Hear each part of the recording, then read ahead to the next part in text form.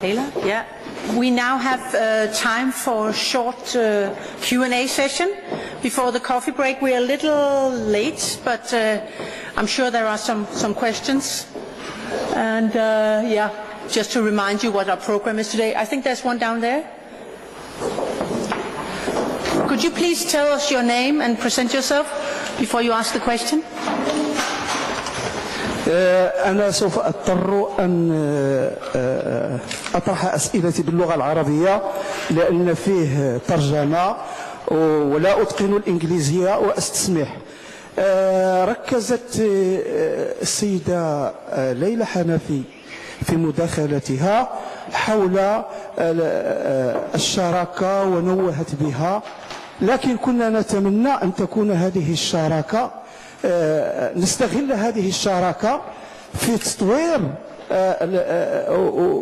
ومراجعة مدونة الأسرة التي مضى عليها 10 سنوات. لماذا؟ لأن هناك تعارض كبير انطلاقا من البلد الذي أعيش فيه، تعارض كبير بين قانون الإرث في الدنمارك وقانون الإرث في المغرب. هذا التعارض خلق مشكل ويستمر المشكل لأجيال القادمة. كيف يمكن تجاوز هذا التعارض، مع الإشارة إلى أنه ارتفعت أصوات عديدة في المغرب، أصوات سياسية تطالب بإنصاف المرأة في الإرث ومساواة المرأة والرجل في نظرية الإرث. ثم كيف تفسرين ظاهرة الزواج بالفاتحة وزواج القاصرات في الأطلس المتوسط رغم مرور 10 سنوات على المدونة ومن تثبيت المدونة؟ كيف تفسرين تفعيل البند المتعلق بالمناصفة اللي بطبيعة الحال ورد في الفصل 19 من الدستور المغربي واللي صوتنا عليه هذه 3 سنوات، ولحد الساعة الحكومة الحالية لم تقم بتفعيل هذا البند؟ وأعتذر ولا تعتبروا مداخلتي هي سلبية، بل نسعى لتطوير وهذه الشراكة إلى الأفضل. شكرا. Thank you. Ms. Hanafi? We can take 3 questions if you want. Yeah.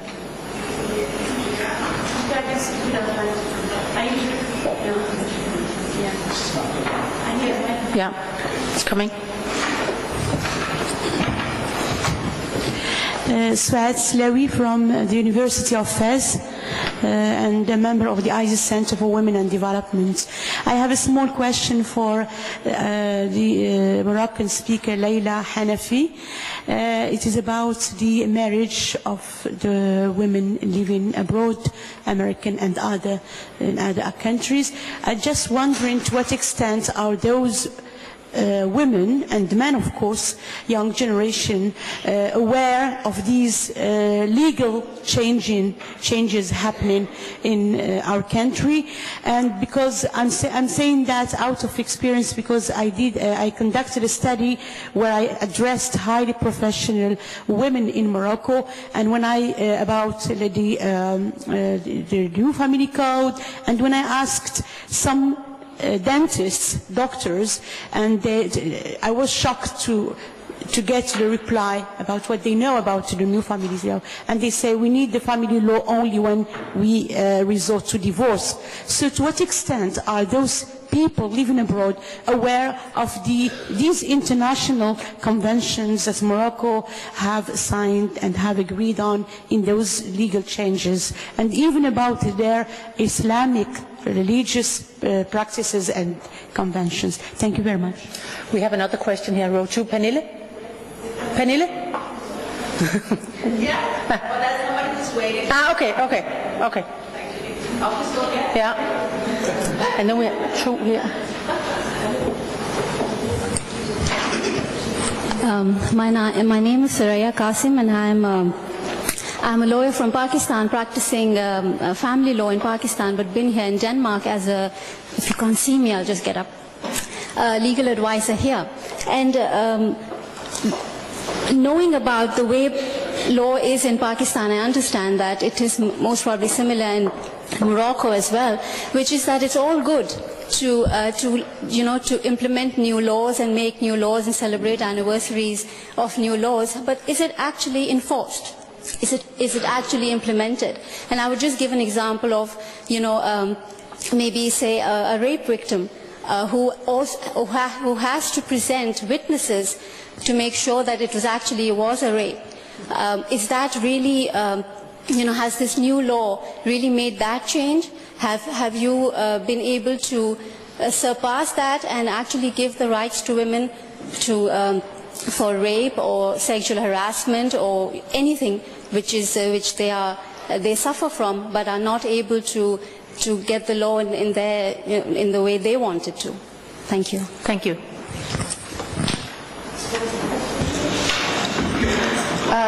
Okay, all very important points that were brought up. Are we taking more questions? I think we take another round. We take 3 now and then more. Yeah, just please wait. I think we get confused with 5 questions at a time. So 3 questions, 3 answers, and then you, sir. Okay, so we're waiting. I think just starting with the comments from our activist in the back, our Moroccan activist in the back. I mean, personally, I can't speak on behalf of the government or any other entity, so I'm speaking, I think everything that I'm expressing today are my personal beliefs, and I don't represent any of the institutions that I usually represent today. I think in terms of the conflict of laws, whether we're speaking about Morocco in Denmark, Morocco in France, Morocco in the US, I just want to say that in the Mudawana, there are 2 articles, one that deals with marriage, one that deals with divorce. Those are the 2, as far as I know, that come into play a lot when we talk about the rights of Moroccan women residing abroad. The inheritance issues, as far as I know, have never come into play, at least I don't live in Europe. In the United States, with the Moroccan diaspora there, it has not come up. So I don't really know how it's supposed to be dealt with and how this conflict of law comes into play. However, I do agree with you that I think what we should do, when we do a stock-taking exercise, we need to look at the negative and the positive. Today, I just gave you a few highlights, but I think if you read the study, you will see in details the negatives and the positives. But I think all in all, what we should be positive and forward-looking in thinking that the Mudawana, at the end of the day, is a progressive piece of legislation. Yes, there are deficiencies. Yes, there are misinterpretations sometimes of the provisions in the Mudawana and its application in Morocco. But at the end of the day, I think we should still look at it as a positive starting point. Now, I think other than the deficiencies that some of you might argue exist in the coding itself, the major hurdle so far is really enforcement, like our Pakistani audience member just said. That is the main overarching issue right now, is enforcement, is how do we apply it on the ground. Personally, from this has also been the focus of my PhD in law research.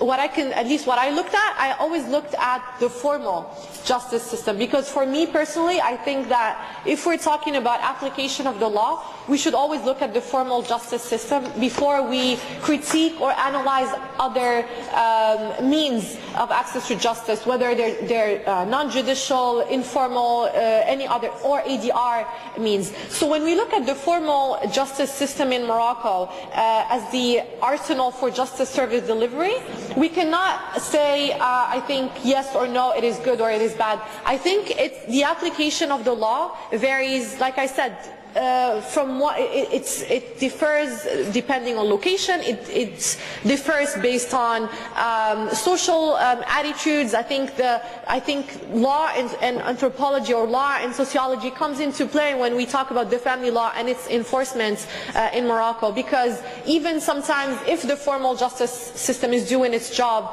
say in I don't know, in Rashidiyya, for example, in Morocco, but if the woman herself feels disempowerment, if that second component of access to justice is missing, in that she feels disempowered, she harbors feelings of divorce from the formal justice system, then it really doesn't matter how advanced it is, because she still won't go there to seek recourse. So I think there are many issues that come into play into application. There is, of course, the judicial outcomes and how equitable are they, but there are also other social attitudes or patriarchal, I think, leans that might still exist in a country like Morocco that might inhibit or that might constitute an impediment to the just application of the law. The last point, if I may, just on the Moroccan diaspora abroad, especially in the United States, I think it might come as a surprise to many that actually there is a large Moroccan community in the United States and in North America in general. I think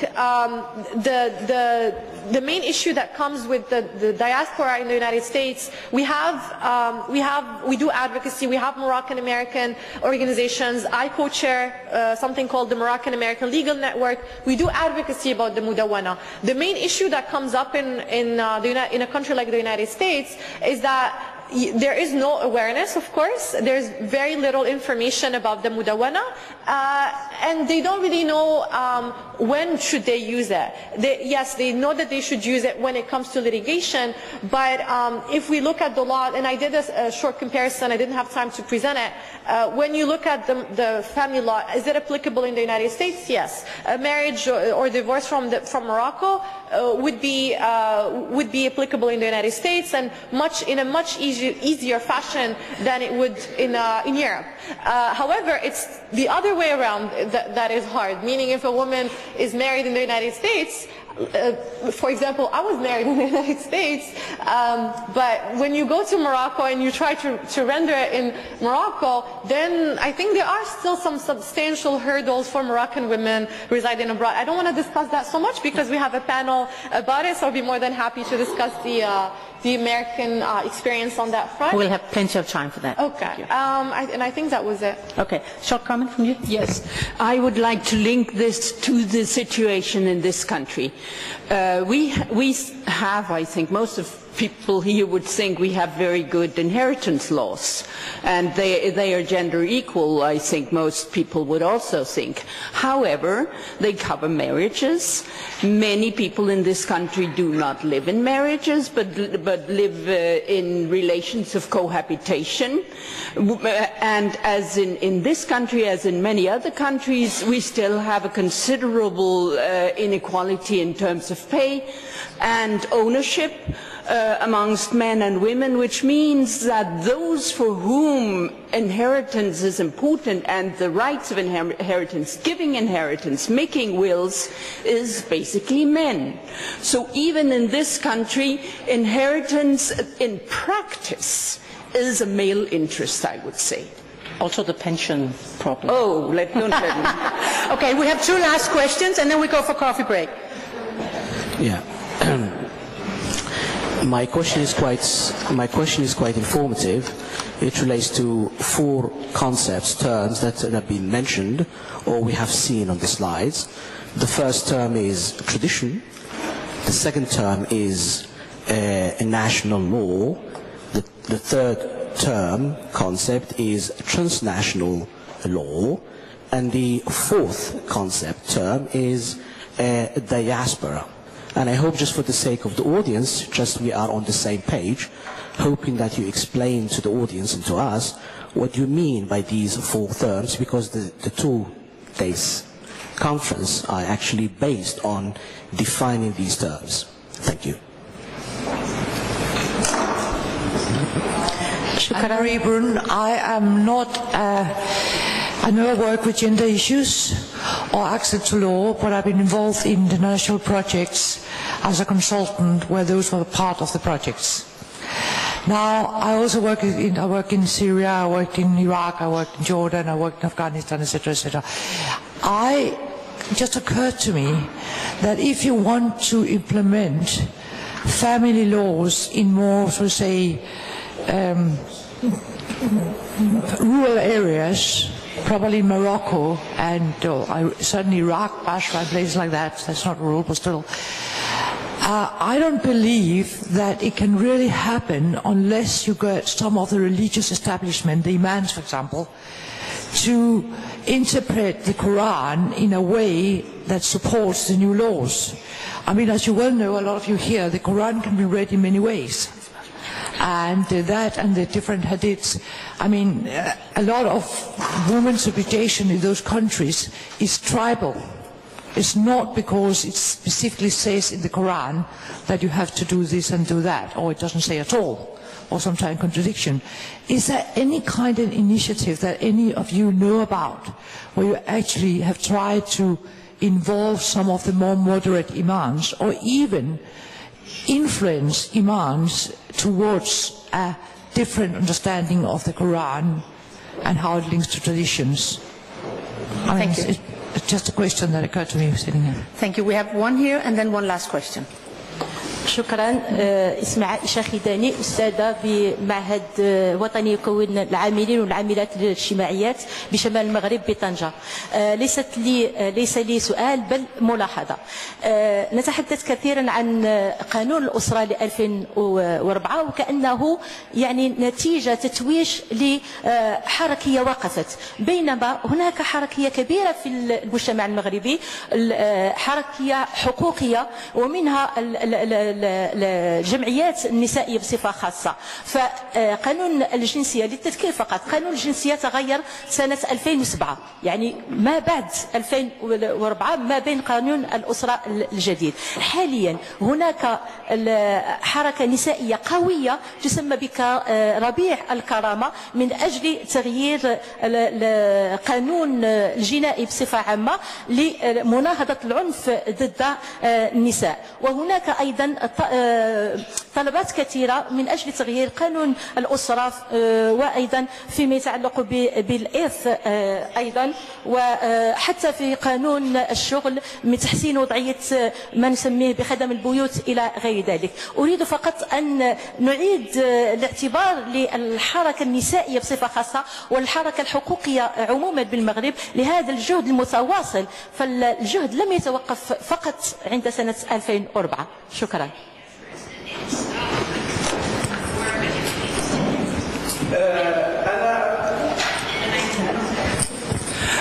حمري البشير، رئيس جمعية الدفاع عن حقوق وكرامة مغاربة الدنمارك. أنا أغفلت سؤال مهم وجوهري في إطار هذه الشراكة. كيف يمكن تدويب التعارض الموجود ما بين قانون الأسرة المغربي والقانون الدنماركي؟ القانون الدنماركي اللي يحفظ حقوق واسعة للمرأة المغربية المقيمة في الدنمارك، بينما العدالة المغربية لم تنصف نساء كثيرات هنا في المجتمع، ولدينا ملفات كثيرة كجمعية حقوقية راسلنا الجهات داخل المغرب. كيف نضمن حقوق المرأة المغربية التي تعيش في المجتمع الدنماركي في القضاء المغربي؟ شكرا.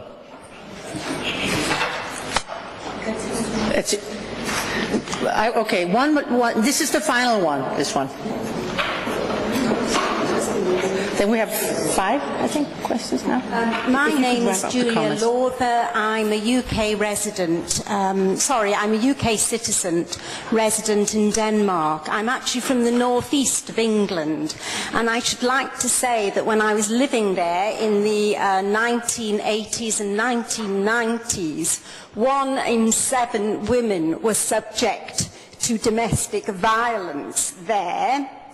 I know of one now who is, and when I was a student in the 80s, working in a pub actually to help finance my studies, I met two ladies who were working in that pub who also were subject to domestic violence. So I really should like to say also there is no room for complacency at all. Thank you. Do you want to start? I'm going to be very brief.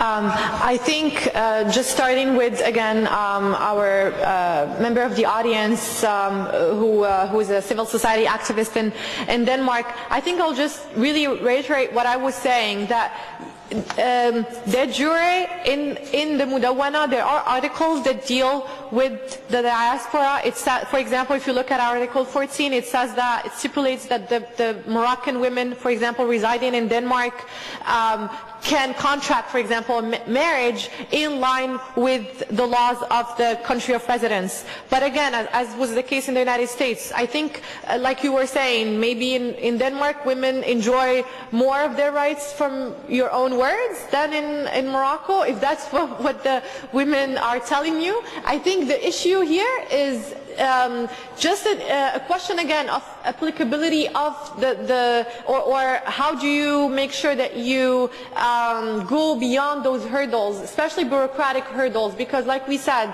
having a marriage here or a divorce and making sure that you go through litigation, for example, in Morocco, that is what still needs, I think, an overhaul and needs to be fixed. So I think we are on the same page on that front.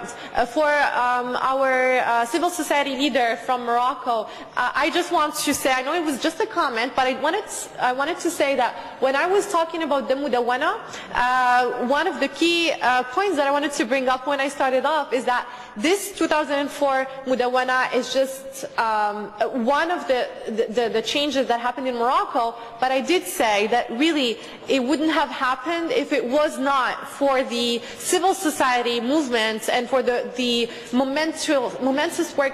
monumental work that the civil society, the women's civil society leaders do in Morocco. Yes, one of the key achievements or changes now that are happening in Morocco is, I think, one of the triggers from the Mudawwana to today, to the recent developments in Morocco, is gender-based violence. I think the changes in the Mudawwana in a way triggered the draft bill on gender violence, which is an important aspect of the law and of criminal law as well in Morocco, and it is linked to economic welfare that the professor was mentioning, because as Susan Deller, a prominent human rights law expert, said, where women thrive, the economy, the communities, the economic community would thrive as well, because women who suffer from gender violence, unfortunately that would have an impact on the economic development and the welfare of the societies where they live. Lastly, on the point of how do we define all these fancy terms that we're discussing in this conference, I think I wouldn't go on national law and all of that, but I think just one term where there's contestation, at least that I want to bring up, I don't know if the professor would like to bring up traditional and other terms, is diaspora. At least the way I define diaspora in the research and in the note that will be circulated after this conference is I really relied a lot on the international law definition of it, especially in the Convention on the Rights of Migrants, because as you may know, that convention unfortunately was not ratified by major countries, but it was ratified by a country like Morocco, and it is one of these key conventions that promotes or seek to protect the rights of, for example, the Moroccans who work and reside abroad, so who legally reside abroad. So these are the people that we focus on, and we use the definition that was in that convention because that was one of the main conventions in the field of human rights and migration that deals with access to rights or with a rights-based approach to diaspora. So I will stop right there. Thank you. Thank you.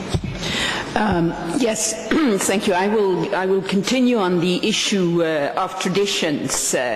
It's a long discussion, as of course you know, but I think that what we can see in both the Middle East and in Europe, if traditions are not dynamic, if they do not evolve, if they do not renew themselves, they will not survive. They will collapse. That was what Hannah Arendt wrote about the traditions of Europe after World War II. They had collapsed. They had completely lost authority. So traditions can survive if they renew themselves. And I think this is the process we are witnessing in the Middle East, especially probably in Morocco, because it's a more stable country, it's a less violent country than many of the other Middle Eastern countries which are undergoing very violent developments at the moment. That we can see with the king, with the legislation, we are seeing a contested renewal of the tradition, but a renewal. We are seeing about national laws that we are seeing a paradigm shift. In Europe, this is a field which is increasingly being moved to European competence. The whole area of equality, etc., is European regulations being transformed, implemented on national levels through contested processes, etc. In the field of transnational law, we know that also next year we will have the Beijing +20 conference. Why won't we have a new UN conference on women? Because nobody dares. Nobody dares arrange a new conference with new demands because they fear that what has been lost over the last 20 years may be, or what has been gained over the last 20 years may be lost in the new conference. So we are very much in a situation now, I think, of insecurity. Insecurity about what we have gained. What we have gained can easily be lost.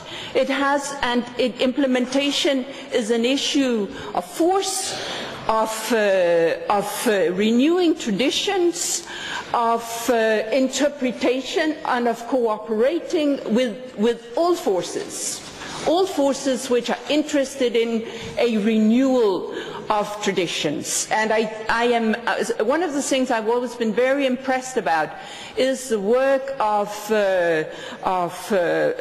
Muslim feminists on the interpretation of the Quran. It's always something I've thought we could learn a lot from, this ability of being able to and need to interpret texts which cannot be changed. If you're dealing with text in Denmark, take the Constitution. It cannot be changed. In practice, it cannot be changed. So what do? You have to interpret it. And that, of course, is a contestation, but it is also a necessity for it to continue. So I think this situation now and the role of women's movement globally in securing the gains and renewing the traditions and participating in these interpretations is something very important. And we have to do this together. Thank you very much.